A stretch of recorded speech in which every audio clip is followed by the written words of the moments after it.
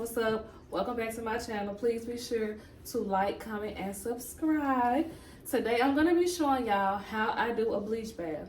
So let me explain what it is first before I get into it. Essentially, if you're going to color some hair, like say you're making a wig or doing a sew-in or anything that you're doing, and the client doesn't want it black, she wants it colored. So let's say you want to get it to like this color red, or even if she just wants to lift it from black to brown. That's what a bleach bath essentially is taking the natural color of the hair and turning it into a nice dark brown, whether you're going to put color on top of it or if you are just going to keep it dark brown. Maybe it's the base, you want to put some highlights on top of that dark brown, whatever you want to do. Instead of going in and manually putting it on yourself, you're going to be putting it in a sink with hot water and powder and developer, mixing it together and letting it sit, and it will lift on its own. Not only are you saving product, but you're also saving time and money because you're getting more work done with less, less arm work, less moving around, and less, spread. When you have to spread it onto the hair manually with the brush, you're using more product that way. So that's why I'm here today to show you guys. This is what I do. I believe in working smarter, not harder, because I spent years doing it the hard way, and it was just more work. At the end of the day, it still was the same results.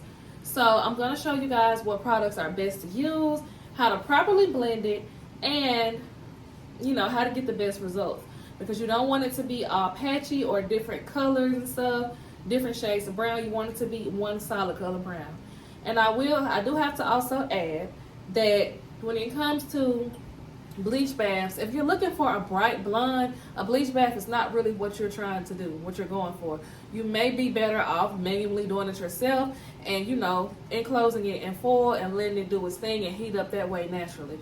Now, if you do want to do a bleach bath first and then go back the next day or whenever you want to and go back over it manually with the brush and the mixture to make it brighter, you can do that as well. But this is really just for the base color. So let's get into it. So right now, I have a pot of hot water. It's heating up on the stove, and it's about this big. I'm gonna let y'all see it in a minute, but a nice size pot. It's heating up. You don't have to get it boiling hot. You don't have to do boiling hot water. That's not necessary. Just as long as it's hot. We just want it hot, We don't want cold water, we want hot. So, hot water is number one. And if you do get the water too hot, you can always go in with your sink water and mix in some warmer or cooler water just to cool it down a little bit, because it really doesn't have to be hot, and you don't want to damage the hair. You don't want to over process it. So, yeah. But as far as powder goes, I've learned a valuable lesson. I used to do it with blue powder. Blue powder is cool, but I've noticed that when doing bleach baths, it sort of dries the hair out in a way. And we don't want that. We want the hair to be moisturized and at its best ability possible. So we're not trying to strip anything of any moisture. So I have recently switched to this brand. This is what I use for my bleach baths. I use this, and you can either toggle between 40 and 50 volume developer. I just so happen to have 40 today, so that's what I'm going to be using. So you're basically just going to put this in the sink with the hot water, and you're going to mix it up. For best mixing results, I do use a whisk, because I feel like it really breaks down the powder as you're mixing it versus using anything else. I think a whisk is your best option. You also want to make sure that you are not overloading the sink with a ton of hair. Like, you don't want to overload it, because that's the easiest way to get certain parts of certain hair to over process, because you can't see everything that you're doing. So today we're going to work with the maximum that I suggest if you're going to do a bleach bath in a sink, and you need a nice size sink like this. The maximum for me would be 3 to 4 wigs. All 3 of these are clients' wigs that I have to have colored and ready for them this week. So that's what we're doing. Step 1 is to stop the sink up. So I got a stopper. I'm going to go and put it in. Make sure it's in there secure so the water won't be leaking out, because you're going to need all that water. I'm just gonna roll my sleeves up because I don't want it to mess up my clothes. Make sure also when you're working with any products that you're lifting hair with or doing bleach with, make sure that you have on clothes that you don't mind getting dirty or messed up when you're working. I'm a professional, so I can do this. I got this. But as you can see, I roll my sleeves up because there's a chance that my upper arms could get, you know, into the water or wet or anything, and we just don't want to chance it, because once this gets on your clothes, it more than likely will change the color of your clothes, just like real bleach would. So to prevent that, that's a good tip. So I got the water heated up,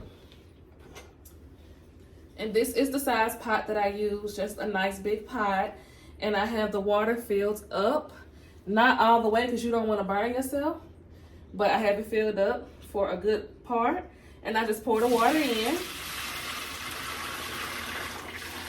That steam that you see is a good sign because that means that your water is nice and hot. Anything to help preserve the moisture of the hair is what we're going for here. Now that we have the water in, this is how much water you see that I have in the sink. Not a lot, right? Also, you can add more water to it. I have my water on hot just to keep it, you know, together. But I'm adding more water to it so that it can be more water to cover the sink. These are the wigs that we're working with today. I have a 22-inch body wave wig.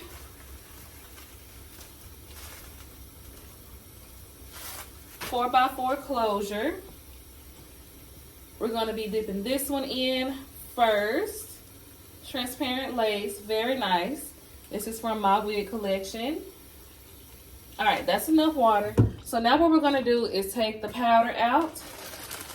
I've already opened it, so it comes with more than this, but I did a bleach bath yesterday as well, so that's what happened there.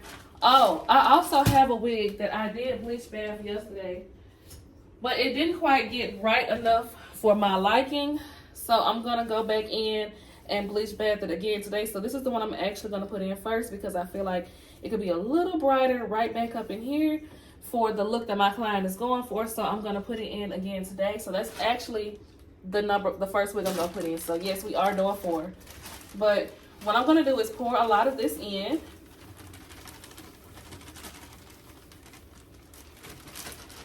As you can see, I poured majority of it in. So now that we have that in there, we're also gonna do the same thing with the developer.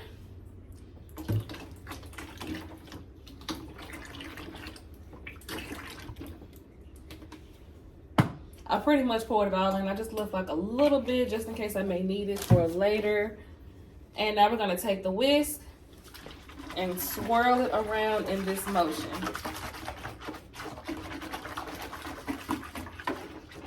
The object here is to get rid of the clumps that you see. So it may get a little cloudy. It may be a little harder to see because of the bubbles that are created from the whisking. But at the end of the day, you can look in and see what you're going for here. You can still see the chunks. As you're mixing, you need to be trying to mix as much as possible. Get that stuff out of there. Okay? Now, the water is hot, obviously. So you're also going to need gloves. Anytime you're coloring hair, you're going to need gloves. So I put the gloves on because now I'm about to be touching the water, but also the water is pretty hot, so it's nothing wrong with using your utensil to help you put the hair in there until it gets done cooling off. So gloves are on and secured, and now, like I said, we're going to start with this wig because I want it to be a little brighter. So on the part that I want it to be a little brighter on, I'm just going to go ahead and lay it in there. Since the water is hot, I'm going to be using my whisk to make sure that it's getting saturated in the water.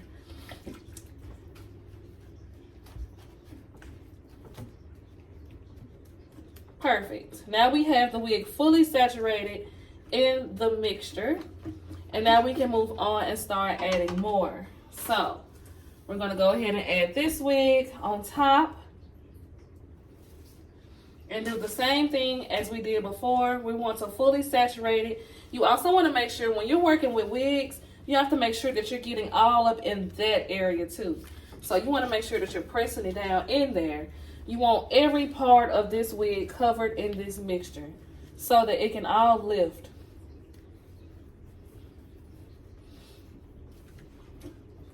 It shouldn't take long to lift. I will update y'all on how long it's actually going to take. So that is wig number 2. We do have room to squeeze more in. Like I said, do not overload. Look at how much water you have and see if that's enough to be able to cover everything that you're trying to do. This wig here is a 24-inch 4x4 closure wig. We're going to put that in there as well. You can also spread them out. You do not want to just stack them on top of each other like all in one area. You can spread them out to different parts of the sink. That's why I say it's important to work in a big sink. If you do not have a big sink, I suggest doing like a big container maybe. Or you could do a tub if you're comfortable with that. But I don't suggest using your tub if you're working on other people's hair because that's just not sanitary. But if this is just for your own hair and your sink isn't big enough, there's nothing wrong with using your tub. Just make sure that you clean your tub out thoroughly before getting in the tub again. So there we go. We now have 3 wigs in here. And we're going to do, last but not least, our 4th and final wig. This is another 22-inch body wave 4x4 closure wig. Oh, didn't mean to do that. And we're going to just stick this one over here on this side. And after this, we're going to let it sit. I let it sit until I notice that it's the color that I need it to be. So you can let it sit until you see it lift. You see that it went in black. All this hair went in black. We are going for a dark brown. These are going to be base colors for wigs that I have to do. So some of these wigs are going to be red. Others are going to be like orange. But I need the base color to be dark brown. Like I said, if you're trying to achieve a brighter color, then this may not be the method that you need to be using because it's only going to lift so far being in this mixture. You also can pick it up and mix it in the water like so, just to get it going. This is another great way to make sure that all of it is getting all on all of the hair. You don't want to end up taking it out and seeing that you have some black spots left. So doing this is a great way to make sure that the wig is getting completely covered in the product. And as you can see, it's already starting to change color. Something about that heat with these products mixed together is what really helps, is what really helps ensure that it's going to be lifting that heat, trapping that heat in there. That's why it's important to have warm water. Can you do it with cold water? Yes. But it would probably be a much slower process because heat helps it. So now we have each wig fully covered in the mixture, and we're going to let it sit until it gets bright enough for my liking. Hey y'all, okay, I'm back. So it has been about 20 minutes and this is the results that we have. As you can see, the sink is brown, the hair is brown. We good to go because this is how bright I needed it to be. So now we're just going to go in and take the stopper out. Oh my gosh, this water is hot. Whoo. Yeah. And we're gonna cut the water on, preferably cool because the water was just hot. And then you're just gonna start rinsing and shampooing. But this is the first wig that I said I needed to do one more time. And now it is finally the color that I need it to be, honey.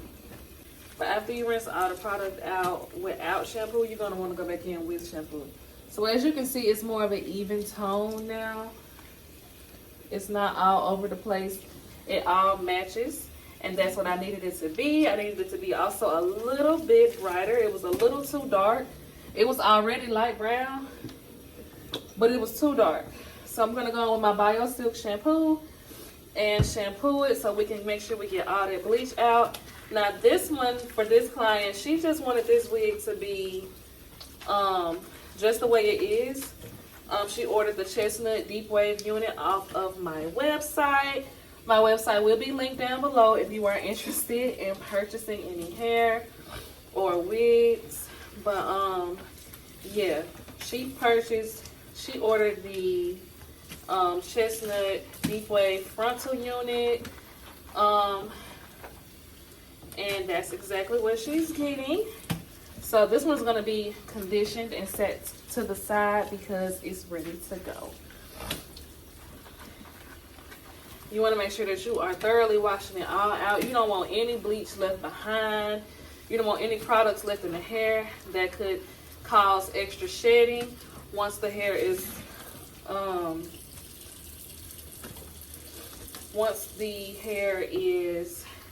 dry and ready to be put on, you don't want it to be dried out or have extra products on it, making the hair feel weighed down or dirty or anything like that.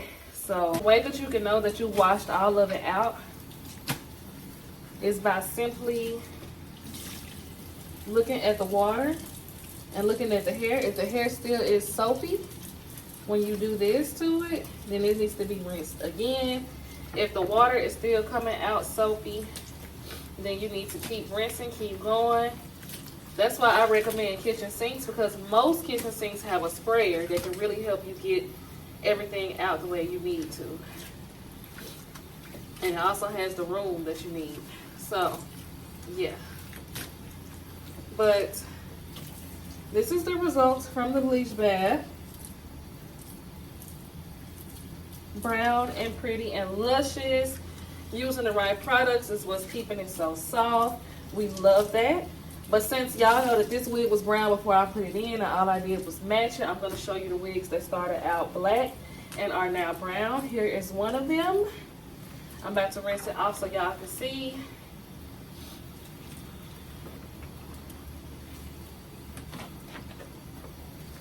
Like I said, I was just going for a nice dark brown base, nothing too crazy.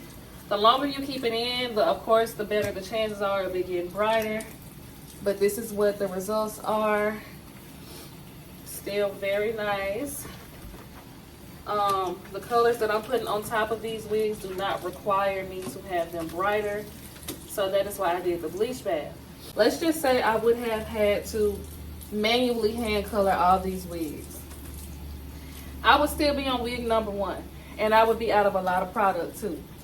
So this is a quick, easy way to make sure it's done in a timely manner, and you're pushing more work out at one time. So even if you're just doing it for yourself, you're probably not gonna feel like sitting up coloring the hair all day when you could just easily do a bleach bath. Now I will say that I forgot what I will say. I forgot, girl. I forgot what I will say. But just make sure that you shampoo it out thoroughly. If you are going to put more color on top of it, then you do not have to condition it. That'll be a waste of conditioner. Just shampoo it out and get all of that product out. Because another thing about leaving product in hair, if you leave some bleach in the hair, then there's a great chance of it turning lighter in that spot where you left it. So you don't want that. And here's the results from one of the wigs. Thanks for watching. Bye.